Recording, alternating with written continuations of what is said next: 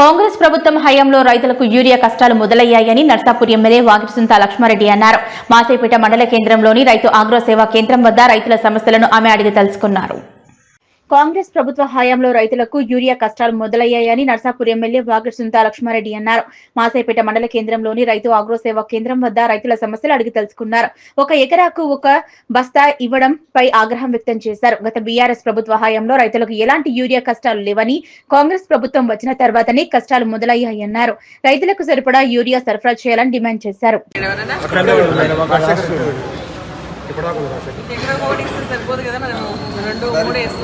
Stock లేదా madam, వారం రోజుల నుంచి ఖాళీగా ఉంటుంది. ఇప్పుడు నెక్స్ట్ టైం అదే కదా మనం ఈసారి లాస్ట్ ఇప్పటికి 2 లారీలు ఎక్కువనే ఉంది. మనం 4 అమ్ముతుంది, ఇప్పుడు 6 అమ్ముతున్నాం. రైతులు ఏం చేస్తారంటే ఇక్కడ పంట పాత్రలు పెట్టి అవతల సిద్దిపేట జిల్లాకు అమ్ముతుంది, వేరే మండలాలకు కూడా పోతుంది. దానివల్ల ఏమంటే నాకే అంటారు పంట పాత్రలు వస్తే నాకే మనం ఇస్తున్నాం మేడం. బయటకి అంటే మనకు డిమాండ్ బయట పెరిగింది. అన్నప్పుడు దానికి డిమాండ్ ఉంటుంది కదా.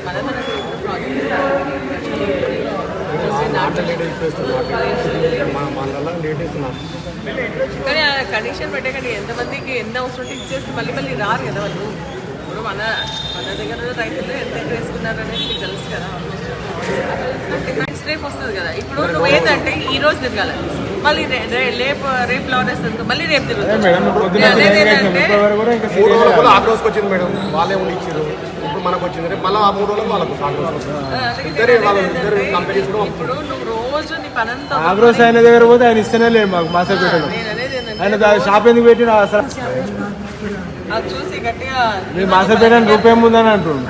మా ఊరు మాకు ఇస్తేనే లేదు. మీకు పాస్బుక్స్ లేవా లేకుంటే అన్ని ఉన్నాయి, లేదా? అన్ని ఉన్నాయి.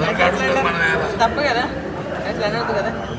నేను అనేది ఇప్పుడు రోజు ఇవాళ బస్తా తీసుకొని మళ్ళీ రేపు బస్తా వచ్చేదానికంటే 4 బస్తాలు అవసరం ఉంటే 4 బస్తాలు ఇచ్చేయండి, ఆయన పని అయిపోతుంది. మళ్ళీ అవుతుంది కదా. నేను అగ్రికల్చర్ ఆఫీసర్స్తో కూడా మాట్లాడతా. రోజు ఇట్లా తిరగడం వాళ్ళ పని అంతా వదులుకోవాలి కదా.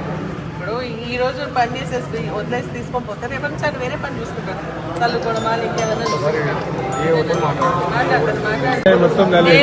మీరు ఎవరు అడగకుంది నేనే అగ్రికల్చర్ మన ఆఫీసర్తో మాట్లాడుతున్నా, మన సొసైటీ చైర్మన్ తో కూడా మాట్లాడినా. అవసరం ఉందా లేదా, షార్టేజ్ లేదంటున్నారు. అందుకే ఇంతమంది ఉన్నారు కదా అని నేను వచ్చిన. ఇంత పబ్లిక్ ఉండదు మేడం, చాలా మంది వెళ్ళిపోయారు. ఎకరాకు 1 ఇచ్చే బదులు ఎకరం వాళ్ళకి ఎంత ఇచ్చేసేయండి. మళ్ళీ రారు కదా.